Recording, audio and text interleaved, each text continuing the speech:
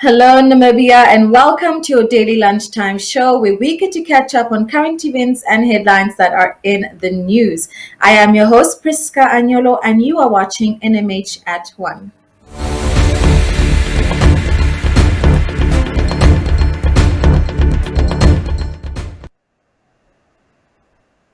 Unfortunately, today we do start off our show on a very sad note. For our first insert today comes from Kenya Kambowe, who yesterday witnessed the burial of the first COVID fatality recorded in the Kavango East region. Regional Governor Bonifacius Wakudumo spoke to the media about this.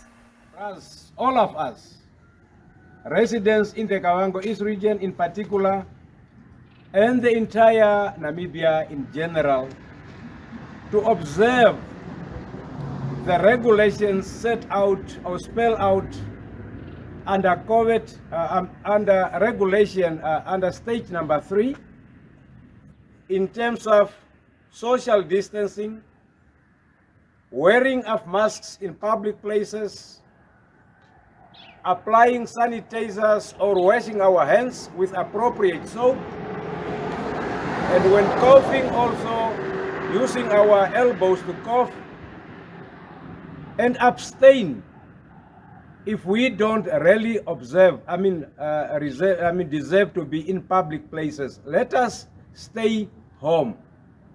As we all aware, COVID-19 don't move by itself.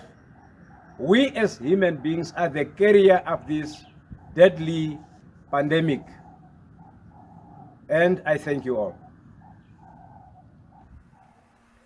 Also from that region, Kenya Kambowe spoke to Bonifacius Hauthiku Muhapiri, the father of Muyevu Andreas Hauthiku, who was gunned down by two Chinese businessmen at Andara in April last year. He reacted to the news of the accused being granted bail of 100,000 Namibian dollars each, questioning why they were released on bail at all as he demands justice for his son. The two accused, Xu Feng Chen, who is 30 years old, and Zin Hai Zhao, who is 32 years old, were last week granted bail of 100,000 Namibian dollars each by Magistrate Sonia Samopofu at the Mukwe Periodic Court in the Kavango East region. They must report to the Divundu police station every Friday, may not interfere with witnesses, and the travel documents remain in police custody.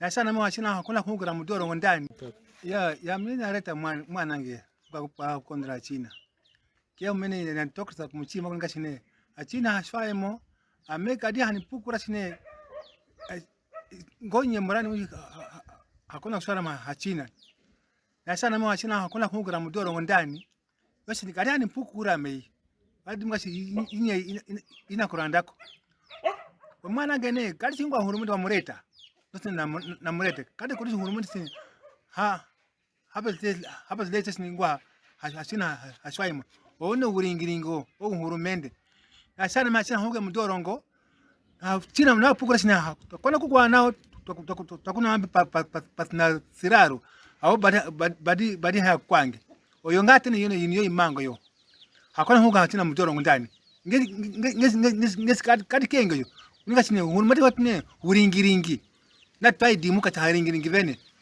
kade kona kine yino kenge yo wanake danke. In our next insert, a Shisha Community Trust explains their stance regarding the auctioning off of government's fishing quotas. As a reference under the document of Ministry of Finance MOF. Greeting Namibians. My name is Zakaria Kandenge and I'm the director for a Shisha Development Organization. A Shisha Development Organization is dealing with community development in various sectors, including environment, economic development, cultural tourism, as well as youth empowerment on a serious note. And we have been very busy since the inception of our company, 2019. We've planted trees. We are busy distributing fish. And while we are talking about distributing of fish, I would like it, I would like also, to air my views as a managing director of this nationwide non-governmental organization that we feel that the ongoing public auction against the government objective fishing quotas as a reference under the document of Ministry of Finance MOF 08/17. We believe that this process and the conditions given in these guidelines in the document provided is against not just the constitution, but against also the government objectives itself, because the government objectives is there to serve the people, including the people at the grassroots level. But by looking at the guidelines given in this given document, it indicates that uh, this public auction is just there, to serve the local private companies and the international companies, with that capacity. And there's no guarantee that these private companies is something which is, going really, to plough back into the community. Should they be provided with those fishing quotas, including those international companies? Because our argument is here that the government is neglecting the non-governmental organizations, of course, like a shisha, with a record of, providing, the benefits that is coming from these fishing quotas into the wide community of Namibia. Yeah, because we believe that if you are making an auction is just an auction. Yeah, the highest bidder, no matter where they are coming from, they will get the quotas. And once they get the quotas, what will happen now? The government get that certain money, but it's the money that the government going to get, government is going to get may be enough for the COVID-19 equipments and mitigation, but at the end of the day, is it really going also to be sustainable? That's a question. Because once you give the quotas to any company whatsoever, whether it's international or local, those companies are now the owner of those fishing rights, because you have auctioned them the rights. And we believe that the government, within the 40% which is designed for the local, the government should make an arrangements for local non-governmental organization with a record of reaching or distributing the resources to the nationwide, all the 14 regions. And while we are talking about that, also the international companies, for example, if they acquire those rights through the auction, at least the international companies should sign an extra agreement, extra contract with a non-governmental organization, for example, to make sure that that contract is going to make it clear that this specific company is going to give certain percentage of their their quotas, to the public. This is a lot of fish. We are talking about 20,000 metric tons of fish and so forth, as yeah, if I can get it right, but what I mean is, the point here is that the guidelines should be reviewed to make sure that it really is going to help the people on the grassroots level. And the international companies comes in, there should be a guarantee that that international company is going really, to plough back into the community. Because now we are having a problem already, even with the local company and the international company that is already operating in Namibia. They are not meeting their obligations as stipulated in their contracts with the government, because part of the contract, it indicates corporate social responsibilities, which goes back all the way to the Constitution, Article 95, Article 100, Article 8, and all those kind of provision in the Constitution, which make sure that the dignity of the people should be protected. The natural resources is for all the Namibian people, and all the people, should benefit from the natural resources. But what we see on the ground is that the people are not benefiting and I've made a research, I'm having it on the record that people deep in the rural areas, people deep in the informal settlements and whatsoever, they are not really benefiting from the resources. Because why? Because the companies we are in trust with our resources, they are not meeting their obligations. And I would like you to know that my call here is for the Ministry of Finance, Ministry of Fisheries, and the Cabinet alike, and all the authorities involved in the design of these public fishing quotas, to come back and revisit the come back and revisit the guidelines, including the condition of issues toward this public auction. Yeah, because if you just say we are looking for the highest bidder, yeah, we understand, but what is the side effects of that award of the fishing rights? Yeah, yeah, it must be clear on the document itself, which is inviting the possible awardee in this auction. Yeah.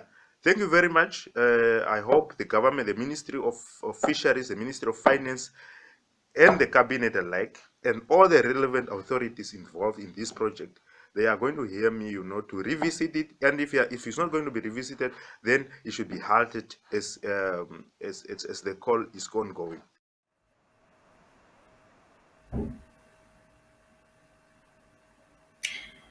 And now we move on to our COVID-19 statistics. By Friday, more than 10,000 contacts of confirmed COVID-19 cases in Namibia have been traced by health authorities. Namibia by Saturday had 3,293 active cases, mainly the result of an outbreak in Windhoek and increased local transmission elsewhere. Your COVID-19 monitor for today shows the number of new contact persons traced per region over the 7 days up to Friday. A total of 2,556 new cases were registered at an average of 365 per day. In Windhoek, 792 new contacts were traced, bringing the region's total to 2,318. In spite of indications that Erongo are over the worst, 500 new contacts were traced in this region. In Rundu and the vicinity alike, 257 new cases were traced, and the numbers for other regions were as follows: 7 in Kunene, 124 for Musati, 131 in Oshana, 218 new contacts were traced in the Ohangwena region, 68 in Zambezi, 71 in Oshodonjupa, 204 in Hardab region, and 184 in Karas. Please stay safe and follow current regulations for preventing the spread of COVID-19 in Namibia so that we can flatten the curve. But for now, let's go for a quick ad break, and I'll be right back with our daily newspapers.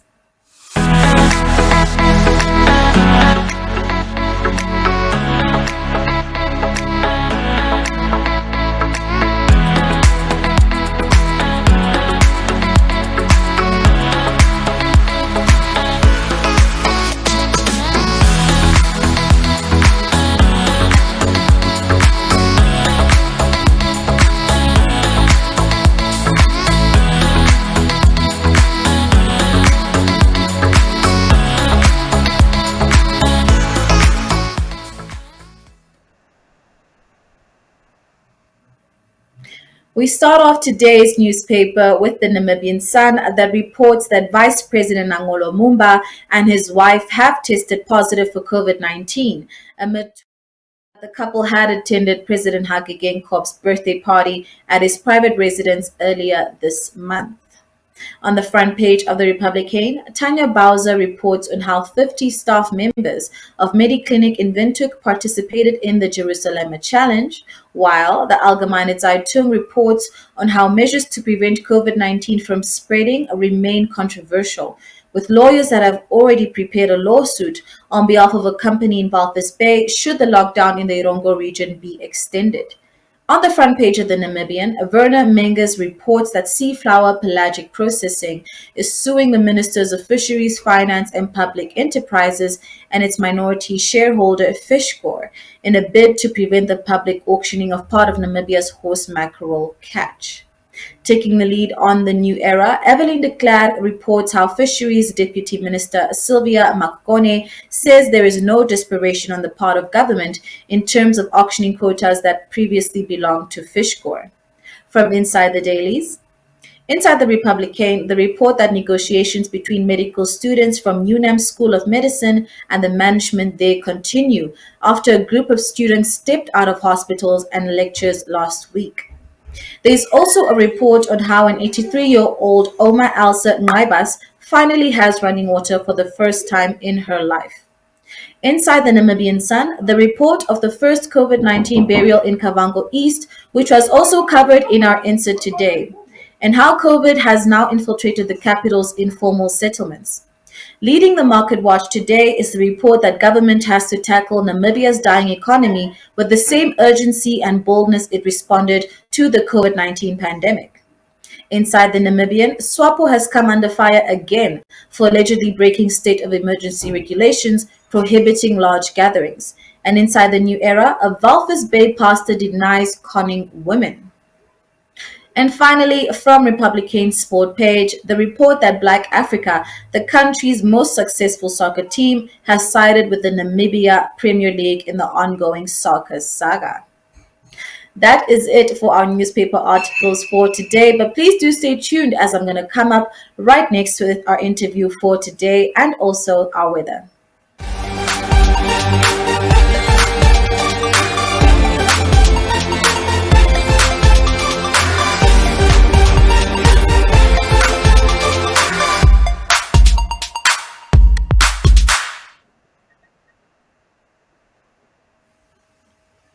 Amidst all the doom and gloom surrounding COVID, there is still light.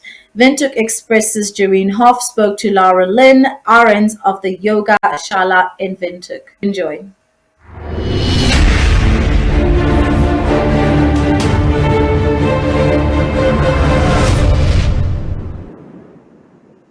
Hi there, this is Laura Lynn and welcome to the Yoga Shala. Here at the Yoga Shala we teach yoga of different styles and varieties with a bunch of different teachers, and I hope that you'll be able to come and join us. It doesn't matter how you start with yoga, it works either way. So I actually got into yoga from kickboxing, and it was in an effort to get a little bit more flexible for the kickboxing practice, and then slowly I just fell in love with yoga and started doing that more and more. And then so currently we're teaching at the studio. We take a limited amount of people so that everybody can be spaced out. And then we're also teaching online, which has been working really great. We initially went online during lockdown just to be able to keep offering classes for the students. But what we didn't expect to happen was that international students started joining it. Either people that used to attend yoga with the Yoga Shala and had to either move or took a new job or were forced to go home, or new people that found us online or were friends of friends or got referrals. So we have people joining us from all over the world. Generally, yoga means union. And what they're talking about is aligning the different sheets of the human. So this is your physical body, your breath, your energy body, your mental and your emotional bodies. So in theory, once you align a human being and all of these different aspects, wellness is a byproduct. So of course you're healthier in your body, you feel better, you think clearer, you breathe better, and this changes your interaction with the world around you. Yoga is a very old practice. It is also changing. And I like what one of the great yoga teachers, Sadhguru, had said recently. He said there's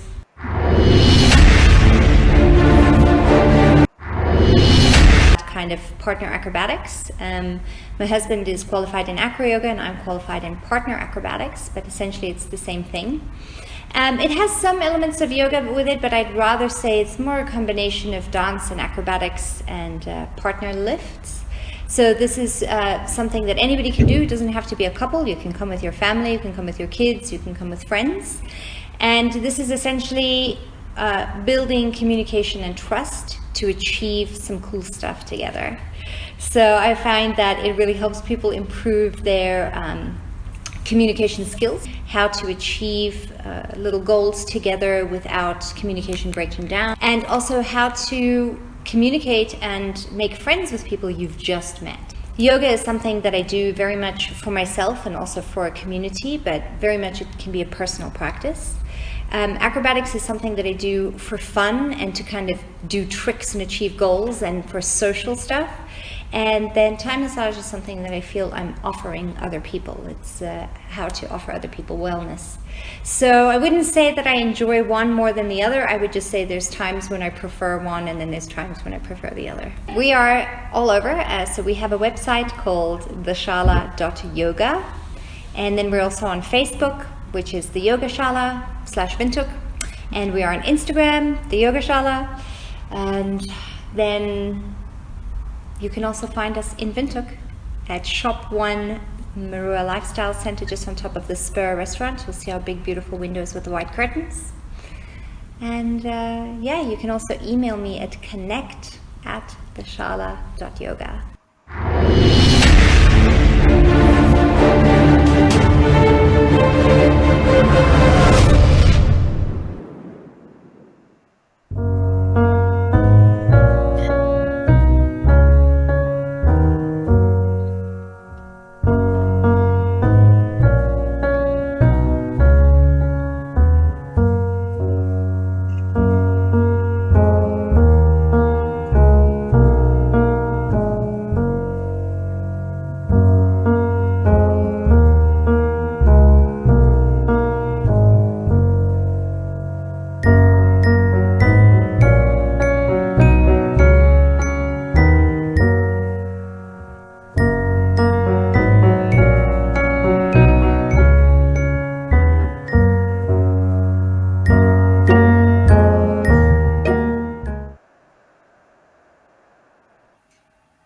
What an enlightening interview indeed. And I hope that actually made you decide to start taking up yoga as well.